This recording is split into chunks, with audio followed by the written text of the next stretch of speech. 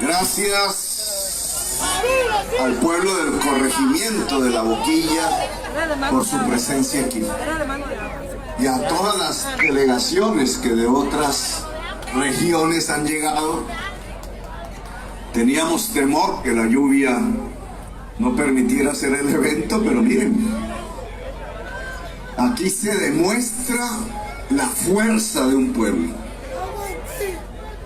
El poder negro, mi gente. Porque queríamos hacer este evento aquí por varias razones específicas. Una de ellas, rendir mi homenaje a alguien que fue mi amigo. A alguien que yo soñé que podría ser el alcalde de Cartagena.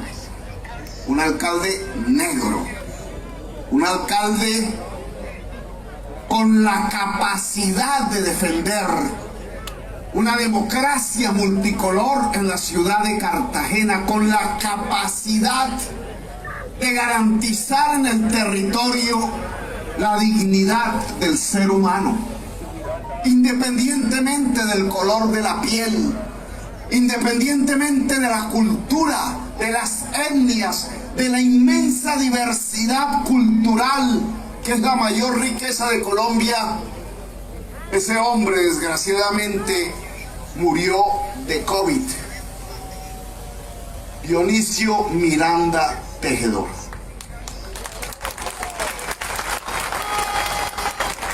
Él me enseñó, cuando caminaba por las calles de Cartagena, me enseñó una serie de problemáticas. Cuando fuimos allá a San Basilio de Palenque a escuchar sus músicas, su lengua, a escuchar la lucha de Bencos Biojó, vuelto presente en una rebelión que hoy sacude las entrañas de Colombia, porque es la rebelión del pueblo que quiere cambiar la historia, que quiere cambiar las condiciones de la exclusión, de la pobreza, de la indignidad, de la nueva esclavitud, que es lo que hoy gobierna Colombia. Descendientes de esclavistas siguen gobernando Colombia con su marca de exclusión, con su marca de genocidio. Genocidio lo escriben con G. Nosotros vamos a escribir en la historia de Colombia la P de los pescadores.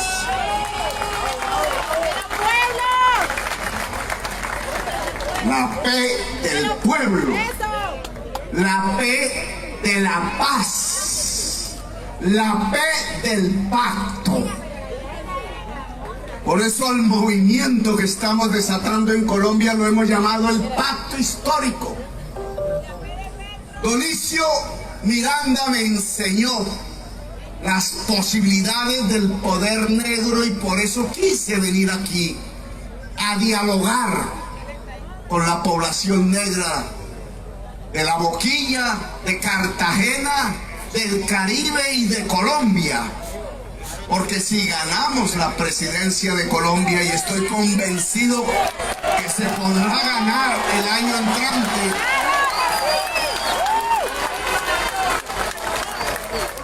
de la mano del liderazgo afro, constituiremos el poder negro de Colombia.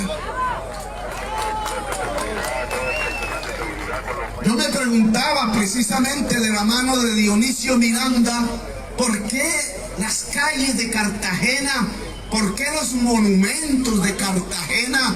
¿Por qué una historia escrita alrededor de los nombres de los conquistadores, de los nombres de los genocidas, de los nombres de los piratas? ¿Por qué no aparecían los nombres del pueblo, los nombres libertarios, los nombres de los negros y de las negras, que son los verdaderos constructores allá en la esclavitud vieja de esta ciudad que desde aquí vemos, y que fueron realmente los constructores de la palabra libertad. Porque hay nombres de conquistadores en Cartagena, que fue la ciudad de la libertad. ¿Y por qué no están los nombres de los negros y de las negras que esclavizados construyeron las murallas, pero también construyeron la libertad? Creo que algo le ha pasado a la historia de Colombia en estos 2 siglos de vida republicana. Porque de esa que era la ciudad de la libertad, Cartagena de Indias, que se convirtió en Cartagena de Colombia, hoy lo que tenemos es la ciudad del hambre, de la ciudad de la libertad, por donde pasó Bolívar y Santander. Bajo las banderas de Cartagena luchó Santander hasta Cúcuta. Bajo las banderas de Cartagena, Bolívar llegó incluso hasta Venezuela a libertar sus terruños y dio los pasos de la independencia. La ciudad de la libertad de hace 2 siglos se ha convertido hoy, en el año 2021, en la ciudad del hambre. Las estadísticas frías del DANE arrojan una dramática realidad social que aún la sociedad colombiana no ha logrado desmenuzar, entender. En solo un año en esta ciudad, en un año, teniendo 1 millón de habitantes, 140.000 de esos habitantes, la mayoría mujeres, la mayoría afros o mulatos, la mayoría jóvenes, pasaron a la pobreza. 140.000 personas que se sumaron a la población que hoy no come 3 veces al día. El 73% de la población cartagenera, oigan esa cifra, no puede comer 3 veces al día. Por cualquier calle por donde se ande, sea aquí en el norte, pobre, sea allá en el centro histórico, o sea más allá, incluso en Boca Grande, por las calles, de cada 10 personas que se vean, 7 no comen 3 veces al día. 7 tienen hambre de cada 10 cartageneros, de cada 10 cartageneras. El hambre que cunde cada hora, cada día, que se acumula, que es desesperante porque no se puede aguantar. El hermano mayor, la hermana mayor, la madre sola al frente de una familia, viendo a sus hijos llorar por el hambre. La ciudad del hambre es lo que entregó el presidente Duque a la historia de Colombia.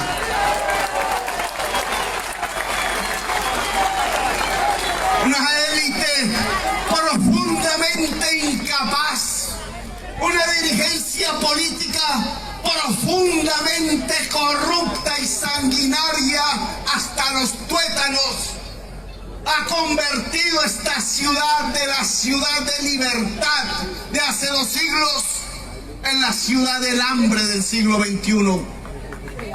Ese es el balance de un gobierno. Dirán algunos medios de comunicación, a veces propagandistas, que eso es culpa del COVID, no de Duque. Que Duque no es el COVID. Y yo creo que esa es una deformación de la realidad. Porque el COVID, igual o peor, entró en sociedades más viejas que la nuestra. Allá en Estados Unidos, allá en la Europa, en Italia, en España, en Alemania, en Suecia, igual, y por primera vez entró en el este asiático, allá en la China, en Vietnam, en Corea, en el Japón. Y en esos países incluso murió más gente que en Colombia. Más de 500,000 en los Estados Unidos. Y sin embargo, en esos países, en ninguno aumentó la pobreza. En esos países que sufrieron la pandemia del COVID y aún la sufren, la población no se volvió pobre, no aumentó el hambre. ¿Por qué en Colombia sí? ¿Y por qué en Estados Unidos no? ¿Por qué en Colombia aumenta el hambre y en Estados Unidos o en España o en Italia no? Si es el mismo virus, si tiene los mismos efectos, incluso más suave en Colombia porque tenemos una población más joven. ¿Cuál es la diferencia? La diferencia es otro virus, similar al COVID o peor. El virus de la politiquería, el virus de la corrupción. La corrupción es peor que el COVID. Duque y su proyecto político es peor que el COVID.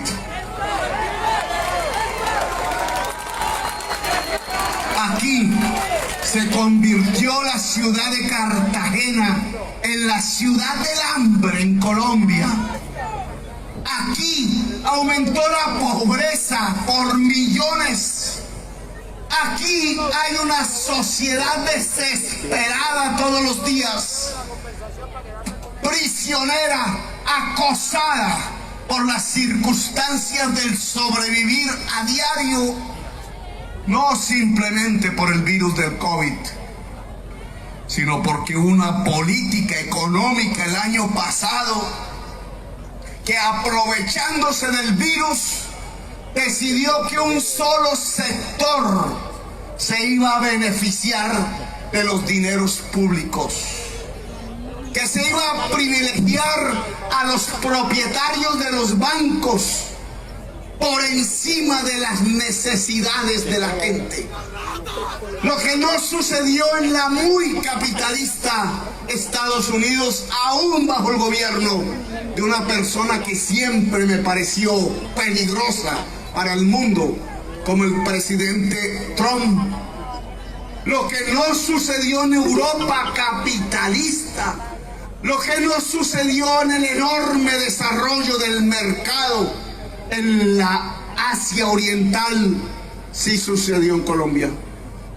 En todos esos gobiernos del planeta, acosados por la pandemia, los gobiernos se dedicaron a salvar las pequeñas, las medianas empresas, los puestos de trabajo, la necesidad de la familia antes que nada.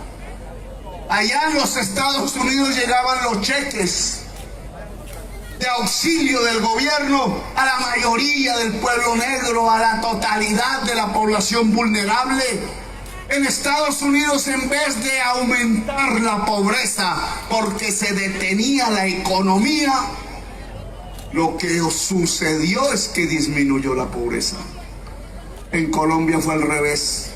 Y en Colombia fue al revés por una decisión política. Porque aquí se decidió salvar las utilidades de los banqueros con todo el apoyo del Banco de la República, del presupuesto nacional y del presidente de la República servil. Y decidieron olvidarse displicentemente de las necesidades de la gente. Lo que no ocupó el gobierno, lo ocupó el hambre. Y hoy nos asustamos. Salir a la calle es un riesgo.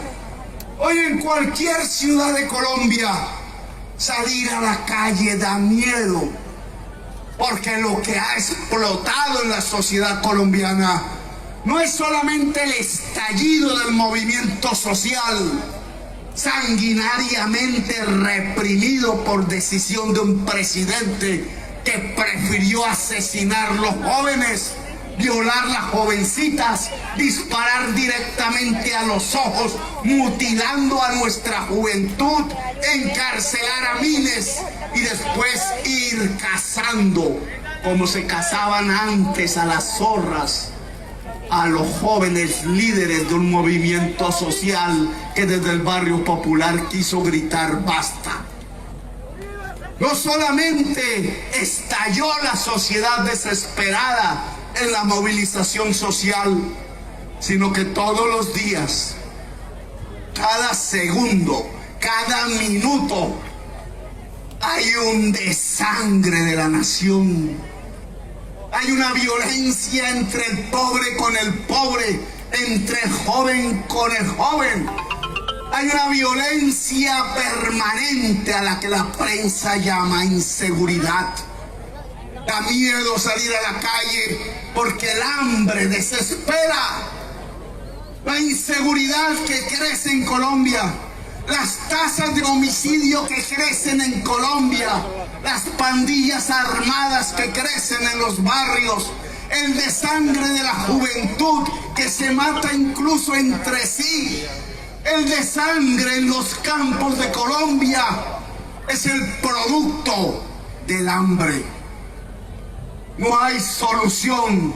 La sociedad empieza a autodestruirse hasta que aparece nuestro nombre, hasta que aparece un proyecto político, hasta que aparecen de nuevo las plazas llenas, hasta que aparece de nuevo las banderas levantadas, hasta que aparece la dignidad de un pueblo, el pueblo de Colombia, que como el pueblo cartagenero hace 2 siglos, vuelve a decir basta, vuelve a decir libertad, vuelve a decir democracia.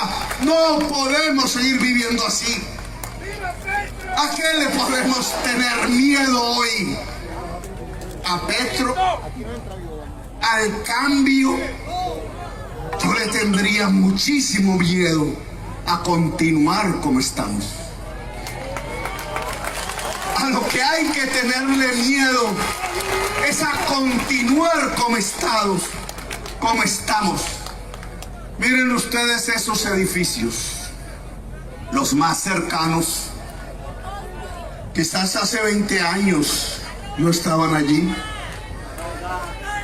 Quizás hace 20, 25 años, ustedes desde aquí, los que han habitado tradicionalmente este territorio, veían a lo lejos allá, Boca Grande, el castillo, los grandes edificios de esa zona de la ciudad. Pero no estaban estos. El primero que construyó un edificio de estos es el señor Araujo.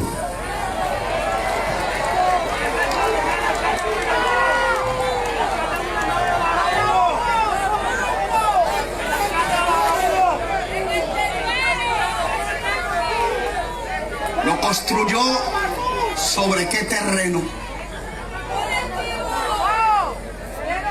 Se construyó sobre un terreno que era del señor Araujo. Ante los ojos de toda Cartagena, ante los ojos de los medios de comunicación, ante los ojos del poder público que se silencia o es utilizado, sea el local, sea el nacional, aquí ha habido una expropiación. Y no la hizo Petro. No somos nosotros los expropiadores. Los expropiadores son ellos. Aquí lo podemos decir de frente, visualmente. Aquí hay un pueblo negro que desde hace siglos es el dueño de este territorio. Aquí hay un Estado que desde hace siglos es el dueño de los terrenos de bajamar.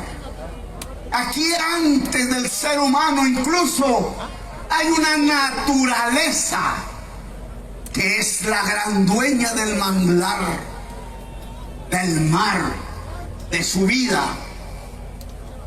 Y sin embargo, hoy hay una fuerza expropiadora. Los señores que vienen avanzando, ocupando este territorio bajo la consigna de la codicia, han expropiado a la naturaleza del manglar, han expropiado la vida, han expropiado al pueblo negro de sus tierras ancestrales y continúan expropiando casa a casa el territorio ancestral de quienes hoy son los descendientes de los esclavos de antaño. Esto es lo que se llama la nueva esclavitud. Se están apropiando del territorio por codicia, usando su dominio sobre el poder local y su influencia en el nacional. Estas tierras están en disputa, pero tienen un legítimo dueño: el Estado y el pueblo negro de Cartagena. El partido de los expropiadores. Y por eso el señor Araujo joven, que hoy conozco en el Senado de la República, ha hecho parte y es parte sustancial del partido de los expropiadores. Saben que la riqueza de Cartagena es su paisaje, es su mar, es su historia, es su cultura. Saben que eso se vende en la forma de turismo. Saben cómo construir la atracción de un turismo profundamente depredador y empobrecedor de la dignidad humana. Y saben que para captar las utilidades y el beneficio que deja ese turismo, en buena parte depredador, concentrarlo en sus bolsillos, acumular las riquezas en pocas manos, tienen que expropiar. Señor Uribe, su partido es un partido de expropiadores. Y aquí lo estamos demostrando. Aquí lo vemos en la misma práctica con nuestros propios ojos. Esas empresas que están avanzando y que no le pagan impuesto de renta al Estado siquiera, pertenecen a unas empresas que están expropiando al pueblo negro, que es el verdadero dueño de la historia de Cartagena. Y entonces nos preguntamos por qué hay hambre. Y entonces nos preguntamos por qué aumenta la inseguridad.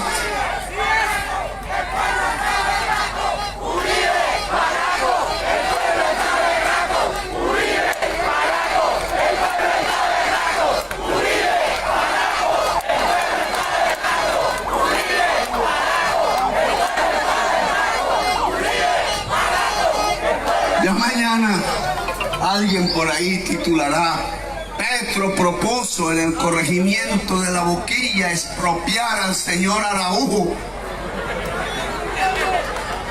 como dijeron que quería expropiar al señor Uribe. No, nosotros no somos como ellos. Nosotros no vamos a chuzarle los teléfonos para ver qué hablan.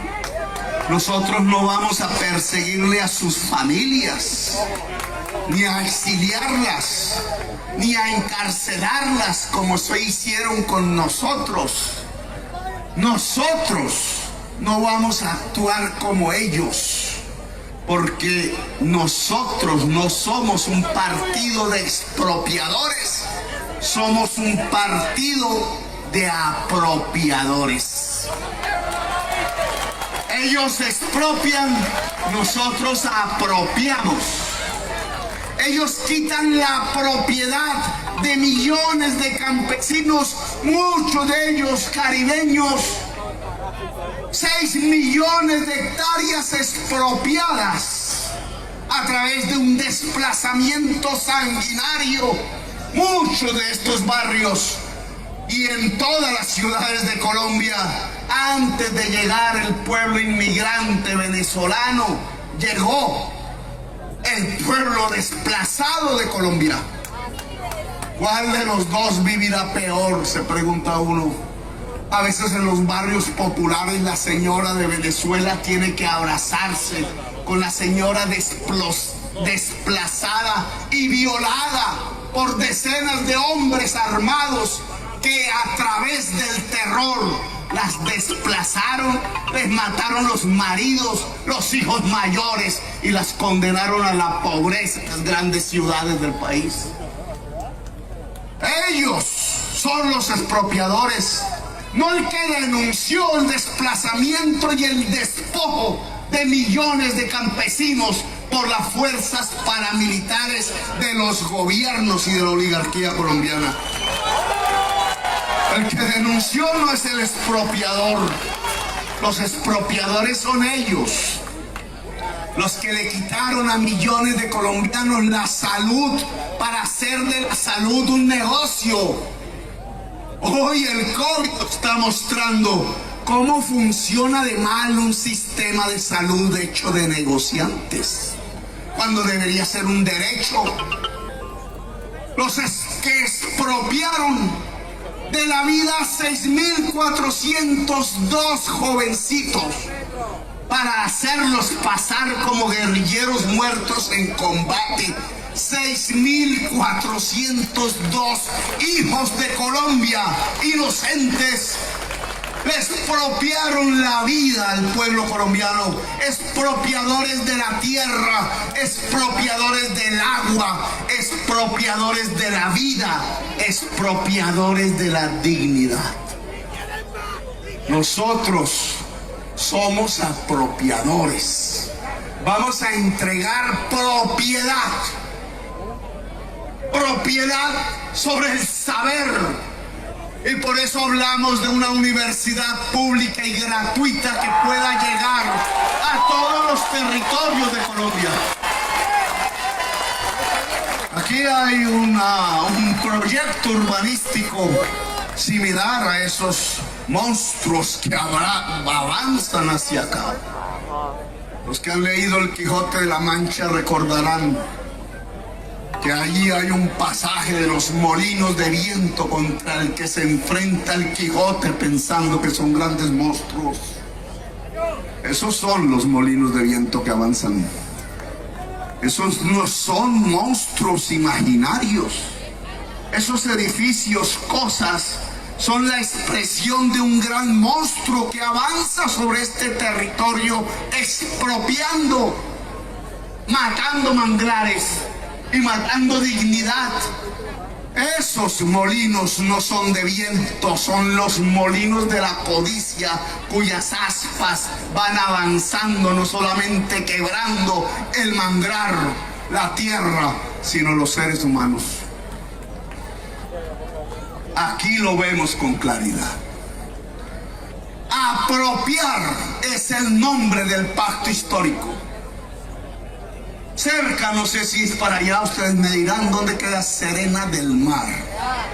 Para allá, más al norte. Un enorme proyecto urbanístico montado sobre unas haciendas que había antes. En medio de ese enorme proyecto urbanístico, muchas de cuyas casas no pueden ser compradas sino por gente extranjera por su valor. Va a haber una sede de una universidad. Está en el proyecto, ya me responderá el rector mañana. Una sede de la Universidad de los Andes. ¿Cómo? Ya está. Y entonces pregúntense ustedes, ¿podrá algún hijo de una familia de La Boquilla estudiar en la Universidad de los Andes? No tengo nada contra la Universidad de los Andes, no. Que no me vayan a titular que es que nosotros propusimos expropiarla, no. Está bien que esté ahí, pero los costos de esa matrícula de 20 millones de pesos o más el semestre impiden que un joven negro, que una jovencita negra de La Boquilla pueda ir a ingresar. A lo mejor en un acto de ese tipo de políticos que llega con una palenquera que nunca jamás ha conocido y de pronto se da un abrazo para sacarlo en el periódico El Tiempo y después se olvida completamente. Después, cuando la palenquera va por la calle vendiendo sus productos, ordena a la policía que la golpee porque se supone que la negra palenquera no tiene derecho sobre el espacio público, sino que sobre el espacio público solo tienen derechos los Radisson y los Hilton y el Jet Set mundial. La negra palenquera no tiene derecho a la calle ni a la playa. Esos mismos políticos, quizás en un acto de magnanimidad profusamente publicitado, a lo mejor le darán unas becas para estudiar en la Universidad de los Andes a 10 jóvenes, a 10 muchachas. Y dirán, mire qué buenos somos. El mismo tipo de políticos que llegará, mi palenquera, que llegará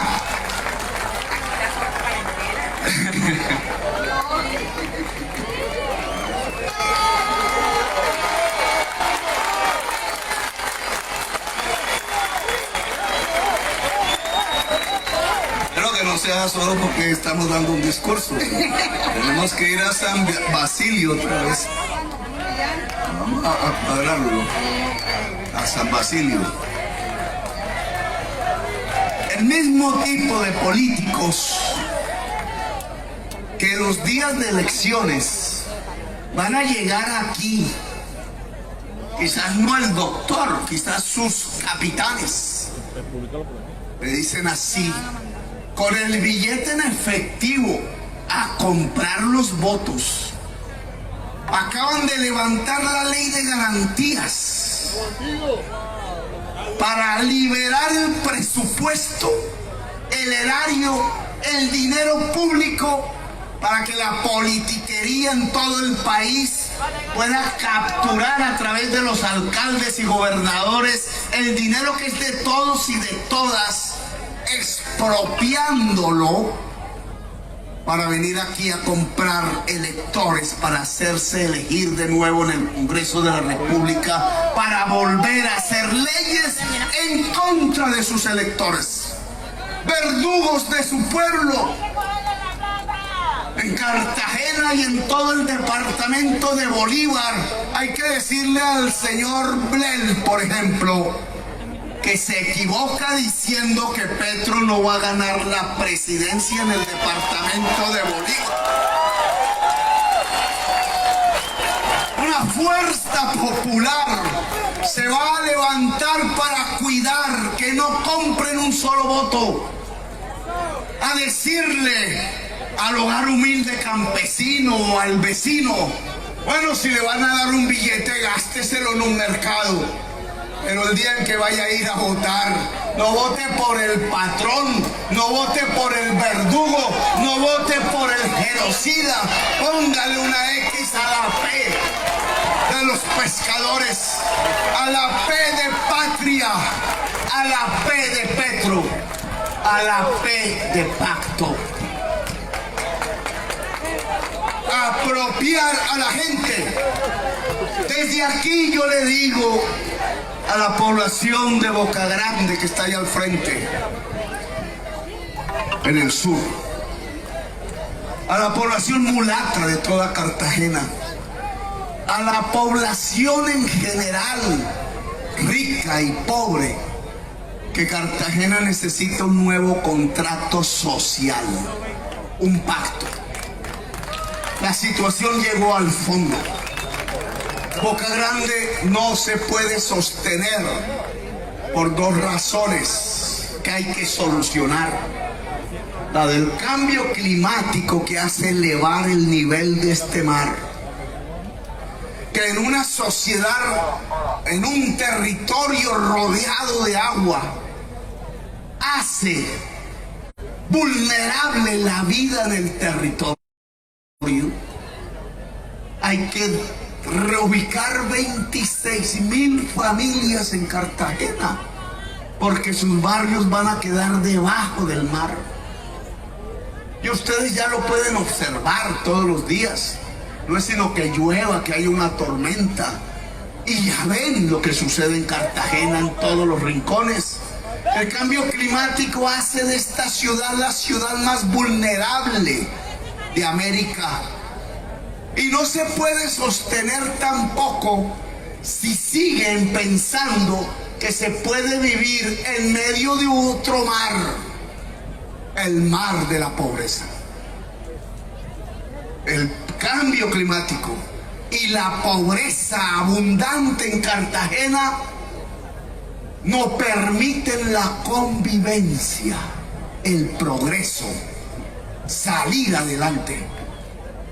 Por tanto, aquí hay que hacer otro contrato social, que no es el de la exclusión, es que el mar de la pobreza se pueda convertir en un mar del progreso.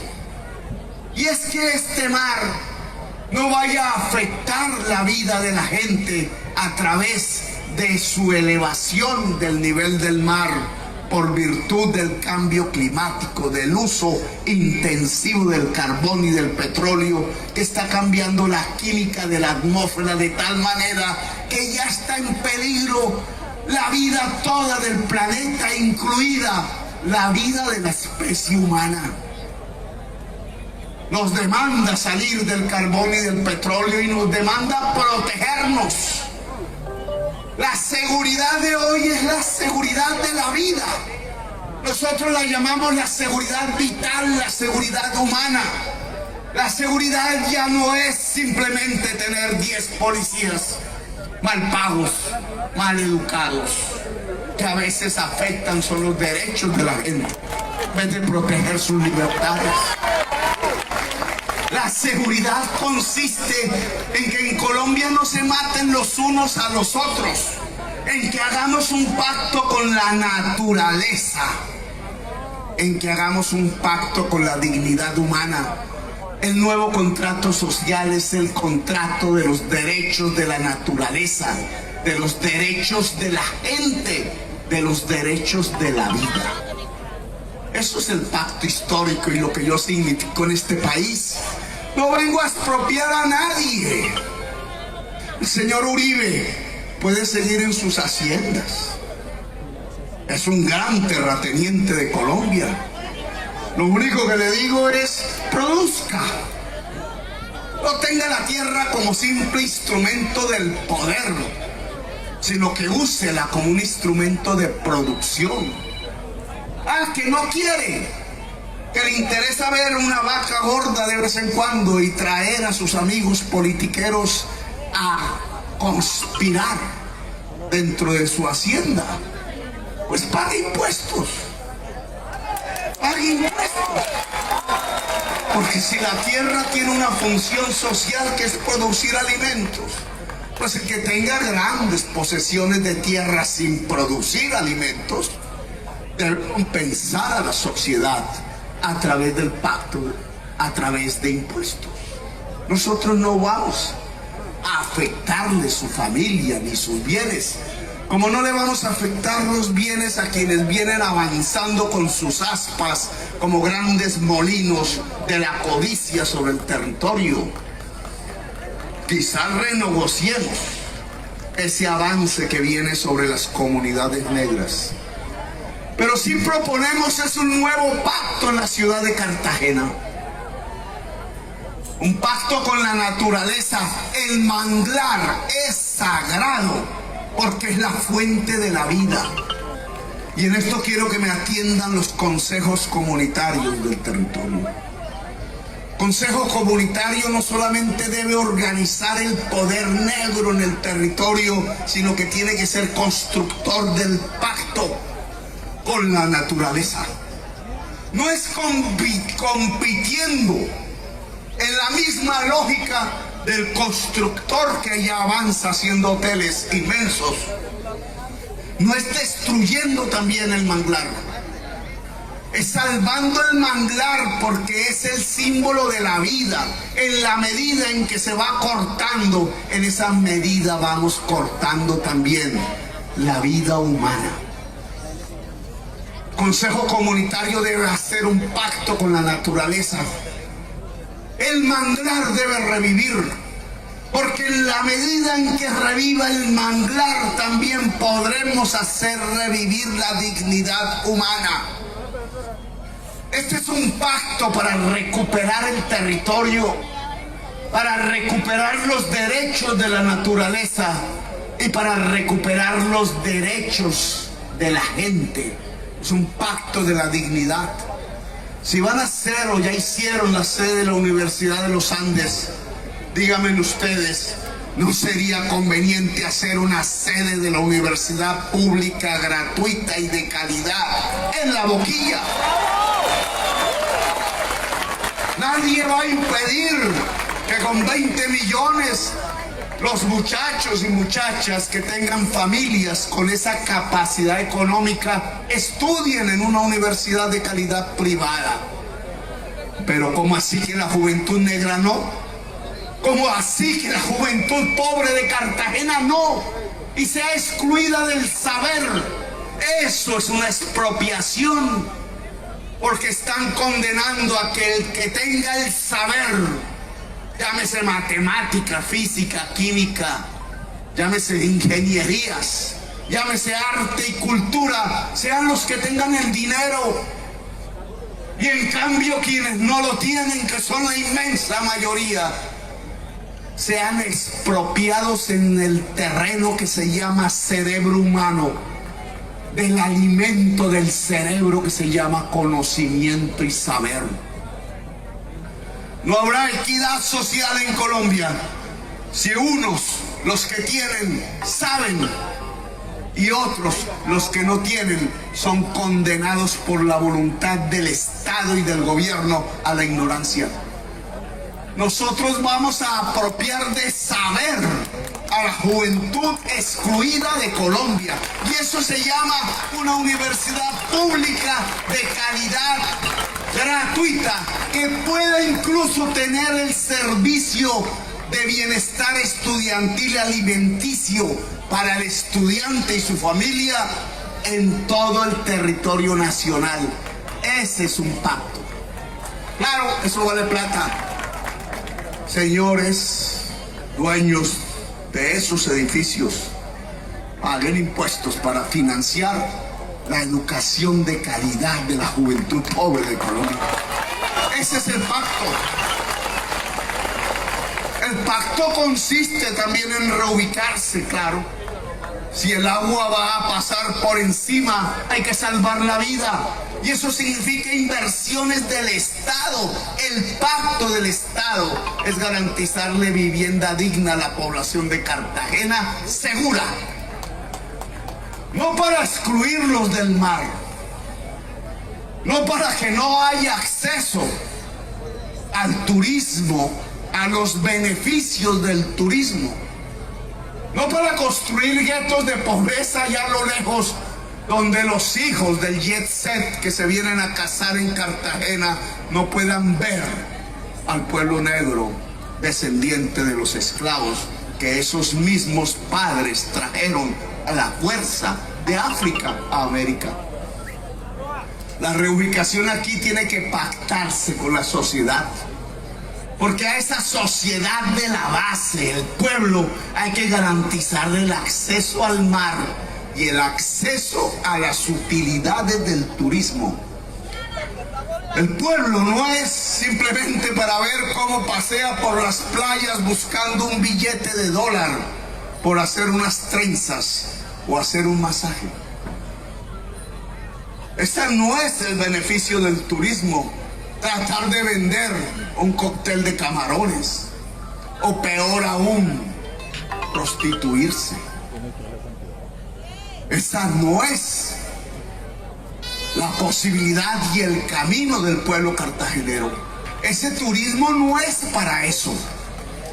Nosotros queremos que el pueblo cartagenero sea dueño, copropietario del turismo, de la infraestructura turística que debe variar para ser sostenible con la naturaleza, para que lo que venga aquí venga a una casa y la gente sepa atender. Un turista que no viene aquí a acostarse con las niñas o a drogarse en el cuarto de un hotel, sino que venga aquí el turista que quiere ver la belleza, experimentar la cultura, el existir a través de la diversidad, otro tipo de turismo que está buscando la belleza del planeta y que no va hacia el gran hotel, sino que quisiera vivir en la casa, quisiera saber cómo se toca la música, quisiera no tomarse simplemente una foto con mis amigas las palenqueras, sino vivir la experiencia de lo que fue el Palenque, el grito de libertad, comprender esa historia, comprender cómo sus propios pueblos fueron capaces de esclavizar a otros pueblos del mundo y cómo esa historia no se debe repetir y cómo ese conocimiento a través de la existencia, de viajar a otros mundos, de conocer otras plantas, de apreciar otras culturas, nos permite como humanidad superar los grandes complejos y pecados que se ocasionaron en la historia para saldarla, para construir una sociedad de seres libres y diversos, una sociedad digna, una sociedad que se pueda llamar realmente humanidad. Colombia humana, decíamos nosotros. Humanidad.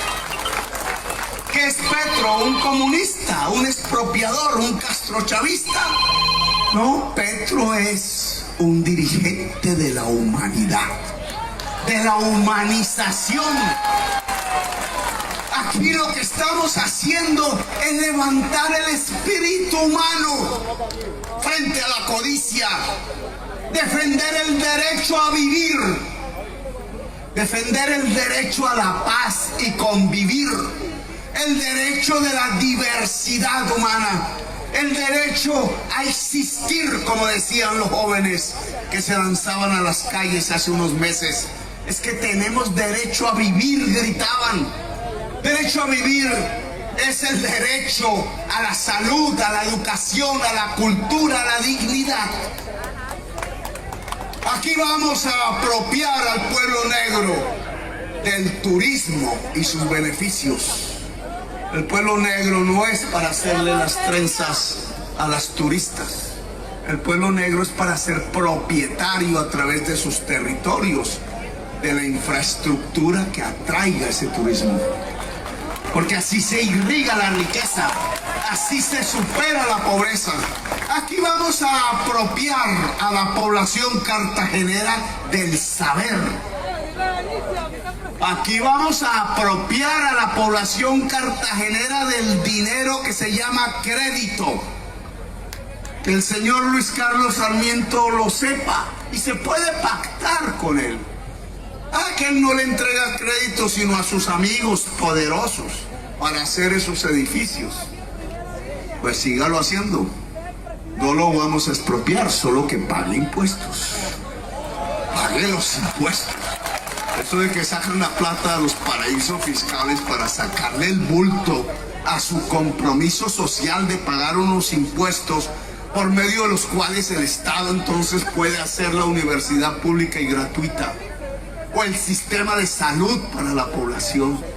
Entre otras, me gustaría saber cuál es el sistema de salud que hay aquí en La Boquilla. Ya me contarán.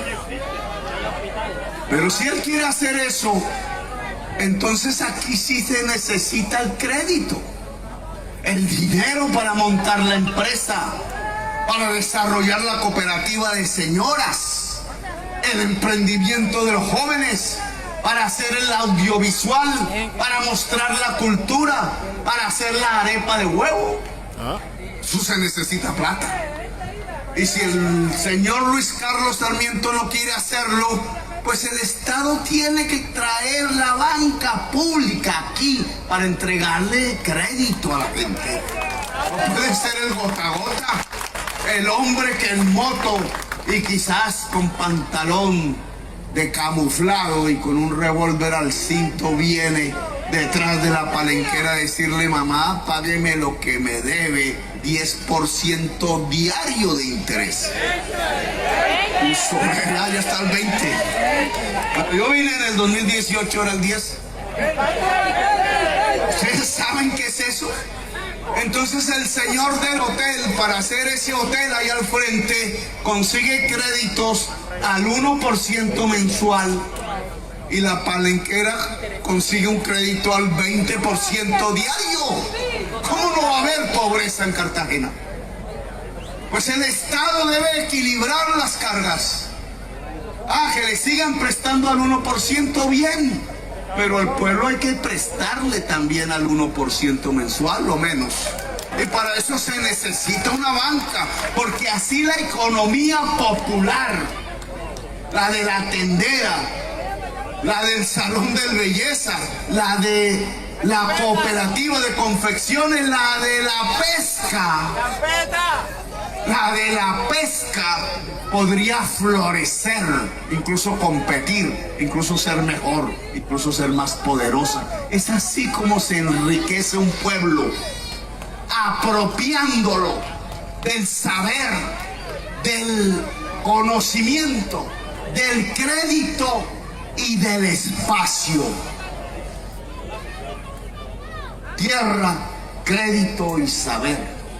Las tres varitas mágicas. No son los tres huevitos, son las tres varitas. Los tres huevitos son para el señor Araujo. Las tres varitas son para el pueblo. Los tres huevitos es como les permiten apropiarse del territorio negro, del manglar, del mar, del paisaje, de la belleza, para llenarse de dinero ellos. Las tres varitas son el espacio, el saber y el crédito.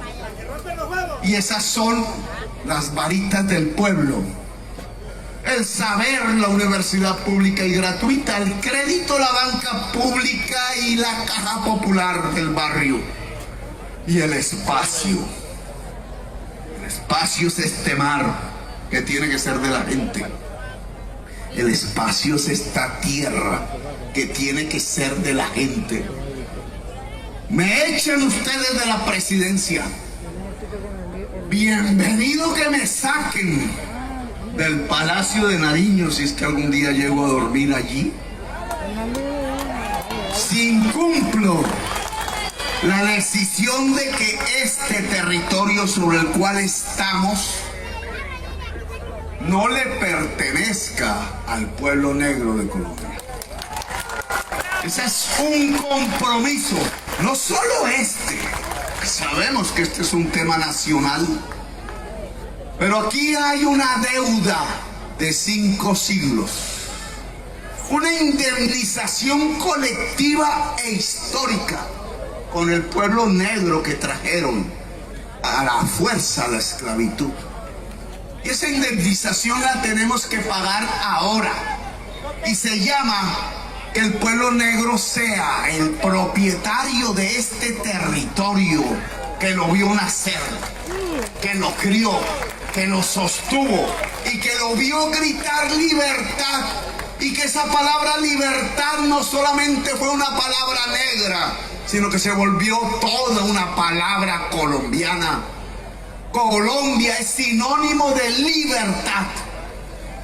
Y ustedes nos enseñaron, y gracias a eso entonces hoy el pacto histórico, la Colombia humana, la primera presidencia popular de la historia de Colombia, tiene que devolver y compensar Y ese devolver y compensar se llama que ustedes deben ser los propietarios del saber, del crédito, de la economía popular, del espacio, de la tierra.